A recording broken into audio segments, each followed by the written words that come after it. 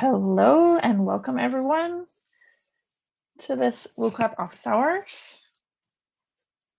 I hope you can all hear me. My name is Jennifer and I'll be your host today along with my co-host Lara. Thanks for joining us, Lara. We will be giving you a short presentation today to give you some tips on how to use Wooclap to increase the gamification of your courses. What are some of the features on Wooclap that you can use to do that? And we're also here to answer any and every question that you might have about Wooclap. We designed this series of events for the back to school season 2024 to give you a moment to come and join us, meet with us, chat with us, ask any questions that you might have about how to get going on Wooclap. This isn't exactly an intro training session, strictly speaking, but we will have one of those coming up in the next few weeks. If that's what you're looking for, then have a look at our website and you can register for that. Today, we're really going to focus on a couple of lesser known features, we'll say, that even folks who use Wooclap all the time have maybe forgotten about or never used, never really figured out a way to put into practice. So we're here to try and help you use Wooclap better and make your courses more fun. And we will get started with our presentation. My name is Jennifer. I'm a community builder at Wooclap. Again, I'm joined by Lara. Thanks, Lara, for being here. The session today should be between 20 and 30 minutes. It'll be a bit longer if there are more questions and a bit shorter if there are no questions. We're going to show you a couple of, and I realize the order is incorrect here. We're going to show you a couple of different features to help gamify your courses.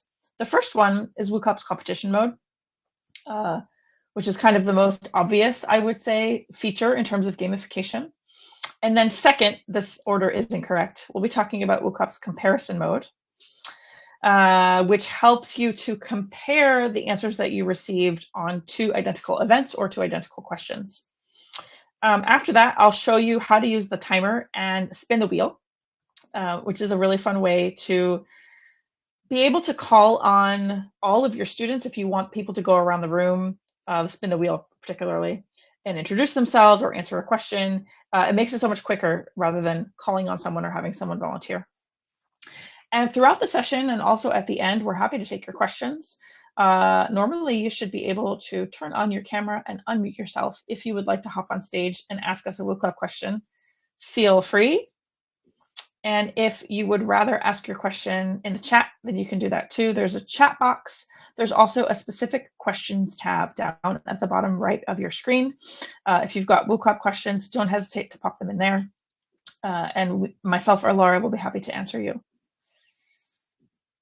So it wouldn't be a Wooclap webinar without a Wooclap. As per usual, we will start today with a couple of questions. If this is your first time joining us, you can join a Wooclap event in a couple of different ways. You can either scan the QR code, which is on the left-hand side of your screen. You can also go to Wooclap's website and enter the event code, which I have personalized, and today is WooGames. Or third option is that you can head over to the chat. You'll see that Lara has popped in a link that will bring you directly to the Wooclap event. Now, today's Wooclap event requires you to enter in a nickname, which I will explain why later on, but it goes along with the idea of gamification and some of the features that we're going to show you. You have to have a name on each participant in order to gamify the event. It can't just be anonymous. So feel free to hop on that Wooclap event. I'll give another second or so for people to connect.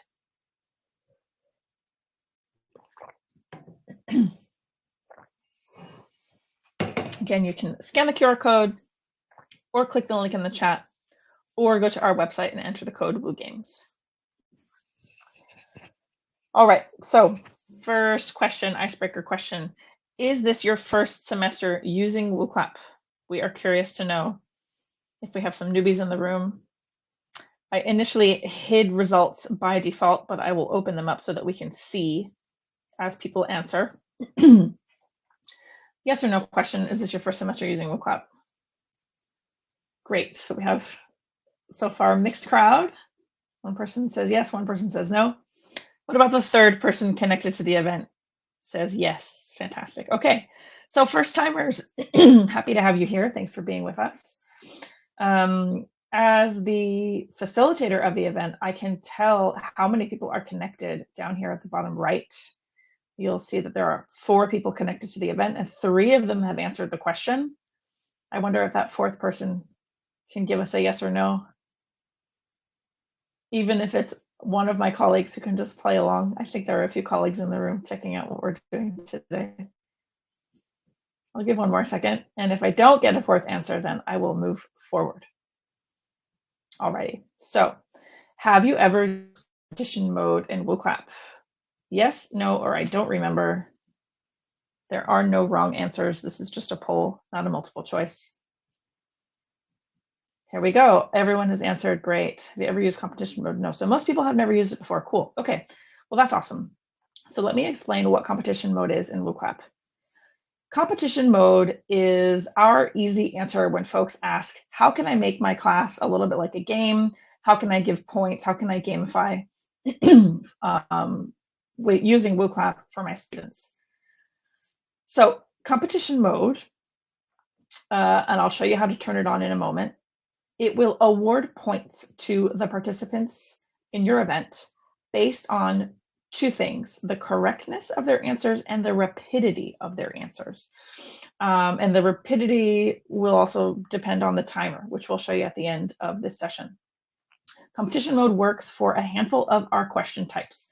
MCQ, also known as multiple choice, find on an image, find a number, sorting, fill in the blanks, matching, label an image, and also open question if you designate a correct response.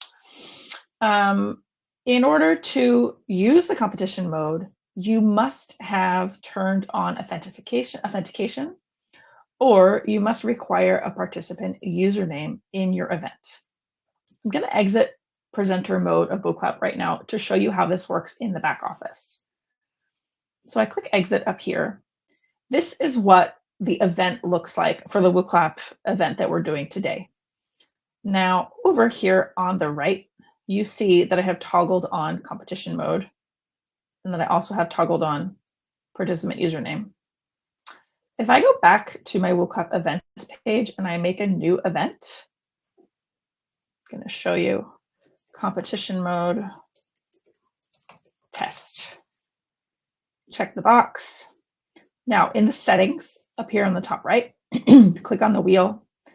It will open this additional menu on the right-hand side. If I turn on competition mode, it is by default turned off. If you want to turn it on, you'll see that it automatically toggles the participant username, because in order for competition mode to work correctly, you need to have names on the different participants.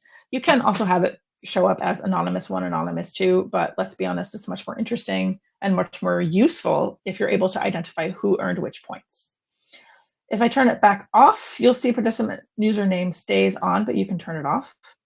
Now, there are 2 different ways for your participants to be identified. You can either use the authentication setting here, which will require them to log in. This is interesting if you work at an institution where you have a custom Wooclap license. That way, your students also already have Wooclap accounts and they can log in with their university or school email. If you don't have an institutional login and you don't want to wait for all of your students to create Wooclap accounts, they can create an account for free, so there's no question of having to pay for one, but it will take a couple of minutes in your class and it might eat up some class time. Then you can turn off authentication and just turn on participant username, which is what I had done on this event today. So that is how you set it up. Now, let me show you what it looks like when you're going. And in order to do that, I'm going to ask you a couple of trick questions that you may know the answer to or not. So we are back in the Wooclap event that I created for today's session. I'm going to go back to presenter mode by clicking over here on the start button. Now, I have slid in a couple of questions after this slide, which are multiple choice. They do have a correct and an incorrect answer. So this is a bit of a pop quiz about Wooclap, but let's see if you can get some of these right. Why is Wooclap called Wooclap? The name is made up of the two founders' first names. It's a contraction of the onomatopoeia woo and clap. The name comes from the verb wooclaper, which means to encourage participation in Quebec, the home of one of the founders, or it's actually just a typo, oops. So this is kind of a pop quiz question. And because this question and the next question have a designated correct answer, we can use it for competition mode, whereas the previous questions I asked you were polling questions and they didn't have a right or wrong answer. So they won't actually toggle any points in the competition mode because it's just asking you if you've used Wooclap before, if you've ever used competition mode. There's no right or wrong. Now, one other point that I should make about these questions and the way that they are set up is that when you are using competition mode, you do want to check off in the settings of your event to hide the answers as they are being received. Why? Because if most of your audience knows the correct answer to the question, and if the other people in the audience can see who is voting for what or see which answers are getting the most votes, it will influence their answers, of course. So I see that 3 out of 5 have answered. I wonder if one more person can answer the question. Can we get one more to answer? Why is Wooclap called Wooclap? 4, thank you. Thank you for answering. Okay, so we're 5 for 5. I'm going to show the results. So the correct answer is actually it's number 2. It's a contraction of the onomatopoeia of woo and clap. So nobody got it right, which means that nobody's going to get any points in the competition mode, which doesn't help us show you competition mode. But I do have one more question, which maybe some of the folks in the room know the answer to. And this has a timer. According to 𝐲𝐨𝐵, how many pillars of learning are there? Does anyone know the answer? Pillars of learning, how many are there? 1, 2, 3, 4, 5, 6, 7, 8, 9, 10. I'm going to relaunch the timer to give you 25 more seconds. Everyone's voted, awesome. So I can stop the voting with the little lock down here. Let's see what the answers are. Okay, so a few people got this right. The correct answer to this question is 4. And now that I've asked you a couple of questions that have a correct answer, I can show you what competition mode looks like. If you click down here at the trophy on the bottom of the screen, you will see who are the folks that got the highest number of points. If we were a bigger crowd and we had more than just 5 people in the room, you would also see over here the option to click top 5, and I think it's top 10 and then top 15. But since we're a small group, we just see the top 3 players. The results of the competition mode will also show up in the Wooclap reports post-session. So if that's something that's important to you, just know that you can also do that. Some people will use competition mode for their grading as well. Okay. I see that we don't have any questions, so I'm going to move forward.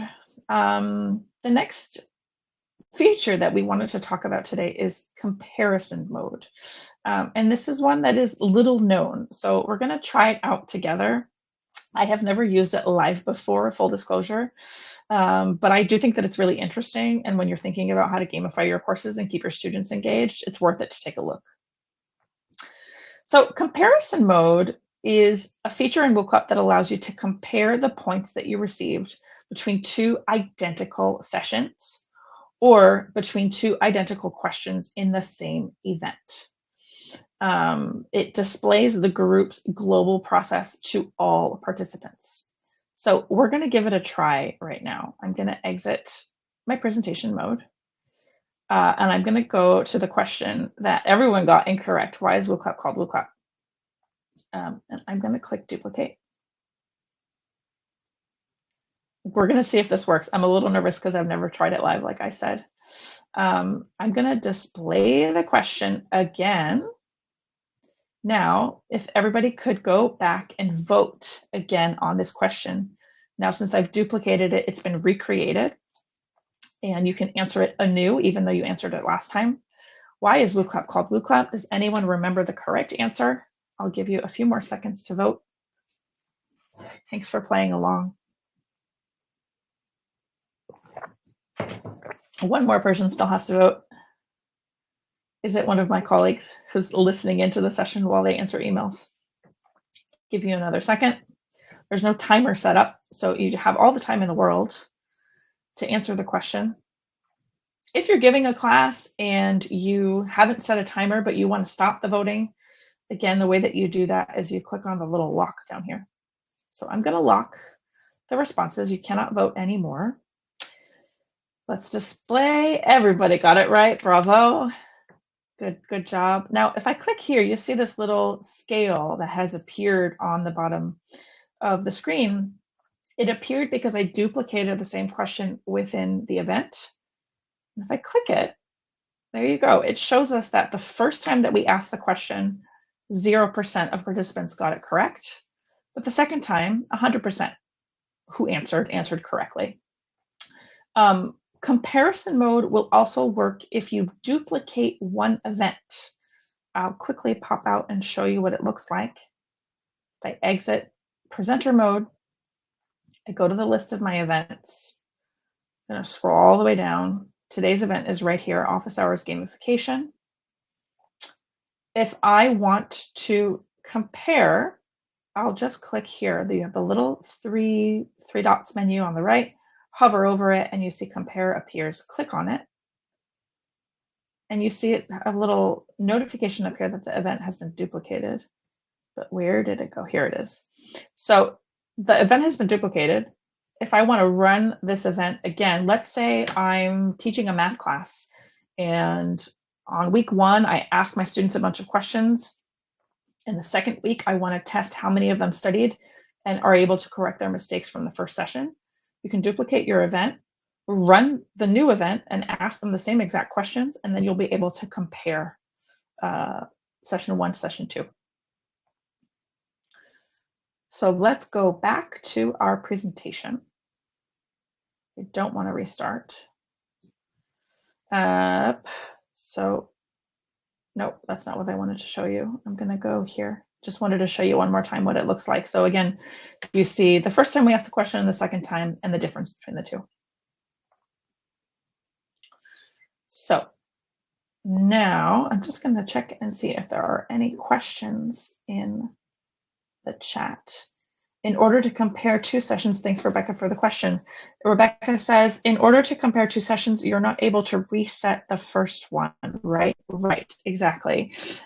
If you want to compare 2 sessions, you have to take the first session, duplicate it, duplicate the event, and then the second time around, you'll display the new event, but you have to preserve the answers that were in the first event. Otherwise, it won't be able to compare the new one and the old one. I hope that makes sense. Cool. Okay, thanks Rebecca for your question. So a couple of fun extras that we like to remind people about that we really like actually internally at Wooclap. We like to play with these a lot, especially spin the wheel. They are timer and spin the wheel. Now, one of the questions I asked you earlier had the timer set up on it. So I will go back into my back office and show you what that looks like. I click exit. I believe it was on the Pillars of Learning question. So if I click edit, you'll see how this question is set up. Over on the right-hand side, there's a little option to toggle timer on or off. It is by default turned off. If you want to turn it on for a particular question, you just click right there. It turns blue, it turns to the right, and it turns on. And then you're able to tell Wooclap for how long you want your students to be able to respond to the question. In this case, I set it for 25 seconds, but you can really put it, there probably is a maximum length, but I don't know what it is, I should know. But some people like to even set this, let's say you're giving a long seminar, it's going to be 3 or 4 hours, and you want to set a break in the middle, you can set the timer for like 15 minutes, and it'll just have a slide pop up for 15 minutes. It'll let you know how much time you have for the break. In this case, I used the timer just to give you 25 seconds to answer the question. And then if you have the timer set up and competition mode, then your students will be awarded extra points if they answered the question faster. The last one that we wanted to show you today is spin the wheel. So if I click start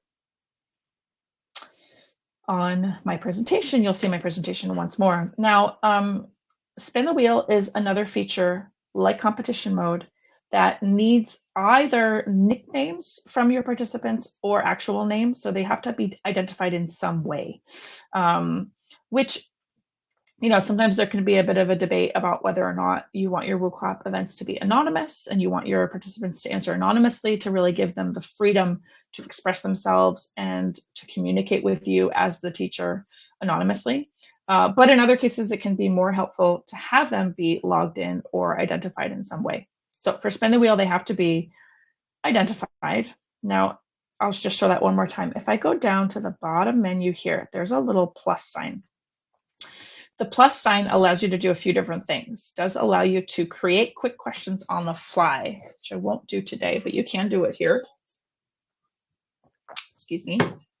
I'm going to do spin the wheel right there. And one of the really fun things about spin the wheel is that you can click choose among participants. So all of the people in this Wooclap event right now who have given their names. And so if I want to do a go around the room of tell me how your weekend was or what was the most difficult part of the assignment, then I can click play. And it has chosen amongst the people who have already identified themselves. And Rebecca would be the person who would have to tell us what was difficult about last week's homework assignment. It's a fun way to be able to call on people quickly, and especially if your participants have already identified themselves with their first names. There's no extra time of, you know, entering their names or asking people to raise their hands. You can just really quickly call on somebody. So there you have it. I will see if there are any other questions in the chat or in the questions box. It doesn't look like it. See, Rebecca is typing, so I'll just wait a second.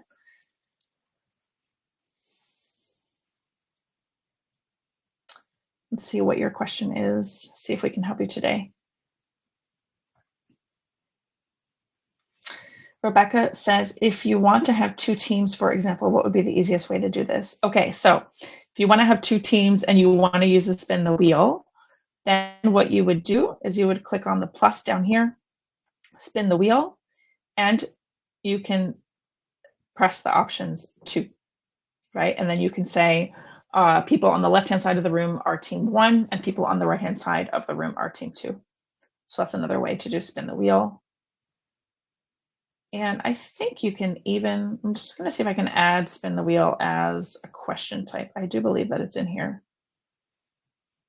Yeah, here it is. So if you want to set up spin the wheel before your class begins, let's say I'm teaching French and I want to randomly choose which topic we're going to go over today. Oops. Set it up in advance. I'll say subjunctive, conditional, and imperfect, and save. And there it is. It shows up down here. Display. Click play. It's just a fun way to choose what you're going to talk about. It's not voting at all. You're not allowing your students to choose between different options, but it's one way to randomize things and make it fun. Rebecca says, if you use competition mode, like the one with the trophy, can you limit it to just 2 participants if you want 2 teams? Ooh, that's a really good question. I don't know the answer. Laura, can I call you up to the stage to see if you know the answer?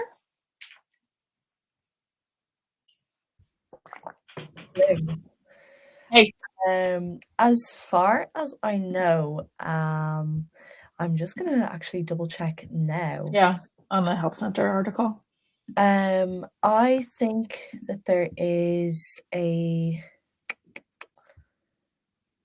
team mode. So if you go into your event settings in the back part and you go into more settings, Just under this part, mode yes. settings, then team mode. So I think for this, basically, it's only one device per team. So team 1 will answer on, say, one phone, and team 2 will answer on another phone. But yeah, you can't actually assign people to each team. It just means that you're able to put people into groups and create teams. You can even maybe give them names. I can say yellow, yeah, blue, pink. Let's see what it looks like once I restart my event. I go back and start the event. And then if we do, I mean, I think because they weren't, yeah, see, so it actually, what it has done, it has cleaned the slate on the competition mode. And I would guess that now if you want to join the event, you have to choose a team, right? you join a team, yes. If you want to put up the display again. Yeah, I'm trying to get out of that. One of the questions. There we go. So if we reconnect, I'll do it with my phone. Yeah. So it gives you the option to then join a team. So for example, I'm going to select yellow. Yeah, cool. Okay, I'm going to select pink. And so I assume I've been added to the yellow team there. I've never actually done this on competition mode, but me neither. Assume that it actually works the same. Like I said, like the last time I used it, normally it's all answered on one device, but it actually might have changed. But let's. Okay. I see that Mikhail has dropped the link to the Team Mode Help Center article. Thank you, Mikhail. So Rebecca, I'll just put this in the chat for you. This is our Help Center article that explains step-by-step how to set up the team mode. Let us know if you have another question. We'll wait while you're typing. Thanks so much for the question. Really interesting. Well, really good. Yeah, I didn't know that we could do that. So you learn something every day. That's one of those things that you kind of forget about, kind of like the comparison mode. But Rebecca, if you try it out and you've any feedback on it, like be sure to contact us and let us know what you think. Yeah, great question. Cool. Well, 30 minutes on the dot. Thanks so much for your participation today and for joining us. I'll just go to the last slide. Up. Sticking my franglais. Here we go. So if you love Wooclap, we'd love it for you to let us know. Scan the QR code. It'll bring you to G2, which is a reviews website where people review different tech tools. If we get more reviews, it'll just help other teachers, trainers, and facilitators find our tools. So please don't hesitate to leave us a little word on that website if you'd like. If you've got more questions, feel free to write to us at info@wooclap.com, and we will be happy to join you next week. There is a What's New session all about Wooclap's new AI features. And the following week, our last office hours of the month, which is on teaching for large groups. So we look forward to seeing you soon. And thank you for joining us today here at Wooclap. Have a great day. Bye. Thanks, everyone.